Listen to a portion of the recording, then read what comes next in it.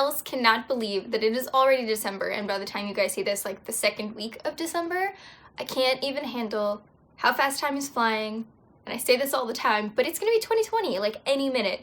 So here we are doing our November wrap-up. I'm just gonna go through the stack of books in the order that they're stacked because that's how I threw them on my bed. So the first one that I read this month was But You Did Not Come Back by Marceline Lord and Ivans. This is a memoir of a Holocaust survivor. It was really, really good. I think I ended up giving it 4 or 4.5 stars.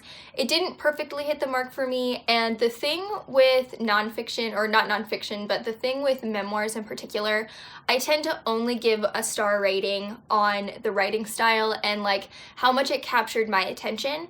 I thought this book was really, really well done, or novella really. It's only, I think, 99 or 100 pages or something. It's very, very short.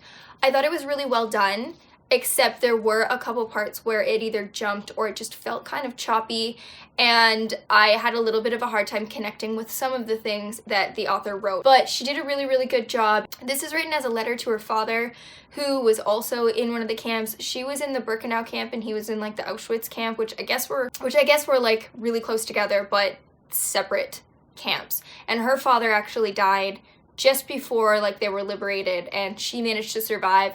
And I feel like this really touches on like survivor's guilt, and that was kind of, I think, the thing that I didn't quite identify with. And it just had to do with, like, for me, and this is a completely different situation, but for me, my brother passed away, and I felt like for a while after that, like here and there, I would get these like pangs of guilt, like I shouldn't be enjoying this, or I shouldn't be doing this, or I shouldn't be laughing right now. And I have a completely different outlook as I've gotten older, and I don't think that we don't deserve happiness just because we survived and someone didn't, or we got through something and someone else didn't. And this is a really interesting perspective because it shows someone who had that perspective and what her life looked like through her eyes, and I thought it was very, very heartbreaking and really, really well done. But again, I just didn't rate it a 5-star. Next on the pile is a Collage Mushrooms, and like anybody who's been following along for a while knows that this is a feat. Like, this is a big deal. This book, I think, took me, I can't even remember, I feel like it was like 5 or 6 months to read. That could be longer than I thought. It felt like it took a long time. This one is definitely, as of right now in my memory, my least favorite of the series. I forgot the first time that I literally started reading it, set it down for 2 years, and then finished it. And then this time I started reading it and I set it down for not 2 years, but I set it down for 2 months. Didn't touch it. Finally picked it back up. Finished the last like 250 pages this month. It just felt so good to be done and to put this book to rest. If I ever decide to reread this series, I don't know if I ever will, but if I do, this book is getting skimmed or skipped, something. But it's all annotated in the back. I have everything I need to know. I know all the big plot points. I know all the characters, all that stuff. Everything is written down in the back, so I don't actually have to put myself through this again if I choose not to. Can't remember offhand. I think I might have given this one 3 stars because there were parts that I did enjoy. The writing is still the same, I would say, caliber as the rest of his books. It's just the story itself just felt really, really drawn out and like just dragged on, and I felt like it could have been condensed a lot.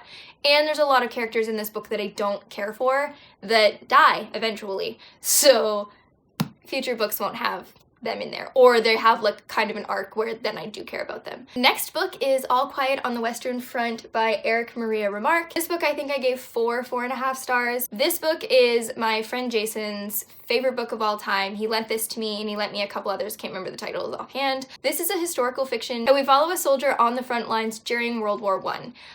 The reason I gave this one 4 to 4.5 stars was because I didn't feel very emotionally connected. Like, I didn't feel like I knew the main character quite as well as I wanted to, but because of the nature of the book and how atmospheric it was and how sad and hard-hitting it was, it really did capture me. I couldn't put it down. I really, really enjoyed reading it. The only thing, I mentioned this to my husband, to me it kind of felt like one continuous breath. Like it felt like someone told the story without breathing a little bit, and that was another reason why I didn't quite get 5 stars, because the pacing was definitely fast, but it was almost to the point where like I felt like I couldn't breathe because so much was happening. But I also feel like that was on purpose, maybe because of the situations that the soldiers in. They don't have time to breathe either. And I felt like the atmosphere of this, like you could literally smell the death, you could hear the bombs, you could just visualize everything to the like minute detail. and I thought that it was really, really well done. I think this is a really, really interesting book because it is set on the German front line and not your typical like Ally front line where you're getting that soldier's perspective. You're getting kind of the enemy's perspective, but I think it's really important because it shows how much everyone suffers and how crappy the war was for everyone involved. I just think this is really important for how it affects everyone across the board on every side and from every perspective. So anyway, really, really liked this book, thought it was really, really good. Not my favorite book of all time, but I definitely understand why my friend enjoys it so much. And then next on the pile, we have We Were the Lucky Ones, which is probably my favorite read this month, aside from Little Women, which I'm also loving, but haven't finished yet. We Were the Lucky Ones is technically a historical fiction, but it's based on Georgia Hunter's real family, and she's done a ton of research. It's as close to real life as she could get it. The author's note in the back was really interesting to find out where all the stories came from and how old she was when she decided to go and discover more of her family. When I was on Goodreads, I always, you guys know, I like to look up 5-star reviews and 1-star reviews when I finish a book because I find it interesting. I honestly didn't expect there to be 1 stars because I loved this book. I gave it 5 stars across the board. I loved this book.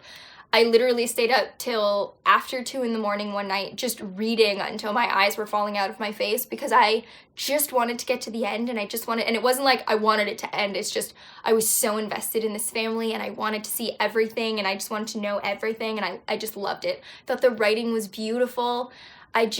She did such an incredible job, and I couldn't see how anyone in her family wouldn't think that she did justice to her family's story. One thing that people on Goodreads, as I was saying about the reviews, did seem to find fault with was that there's a huge cast of characters.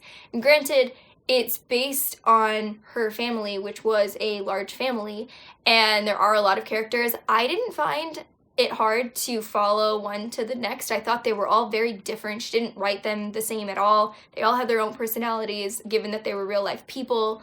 But I really, really loved this story. I loved all the characters. I felt for them so hard. I actually only teared up a couple of times in this book, which is new for me because usually when I read historical fiction, I bawl like a baby. It's just really surprising that I only teared up a couple of times and that I didn't bawl like a baby, but this is a really feel-good story if that encourages you to read it at all. It's really good, and you can kind of tell by the title, these are World War II survivors. It's really good, and I don't think that's a spoiler because it's literally just her family's story. Really, really incredible. Loved it.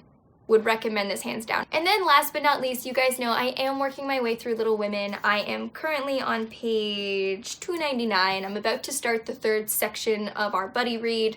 Again, you guys know I'll link Caravan down below. It's pretty far into it now, so I doubt anybody will be joining, but if you happen to be reading this book and you want to join the conversation, I will still have the link down there. I've been loving this book so far. I feel like the first, because they're split, I think, into 9 chapter sections. I can't recall exactly, but I think it was every 9 chapters. And I found that the first 9 were moving pretty steadily. The next 9 were, some of them were a little bit slower, but honestly, I really still enjoyed all of them. I just enjoyed some more than others. My favorite characters so far are Mrs. March and Joe, and I love Lori. I just find these characters so great. I just love them. They're all flawed, and I love some more than others, but I'm really, really enjoying reading this, especially for the first time. It's so great. Anyway, those are all the books that I read this month. Let me know down below, what did you read in November? What was your best? What was your worst? Are any of these on your TBR? Did you love them? Did you hate them? Have you read them? All that good stuff. Those questions were out of order, but you guys get it. While you're down there, don't forget to hit subscribe if you haven't already, and the bell so you don't miss notifications. I do upload most Mondays and Thursdays, and I will talk to you guys all in my next video. Thanks so much for watching.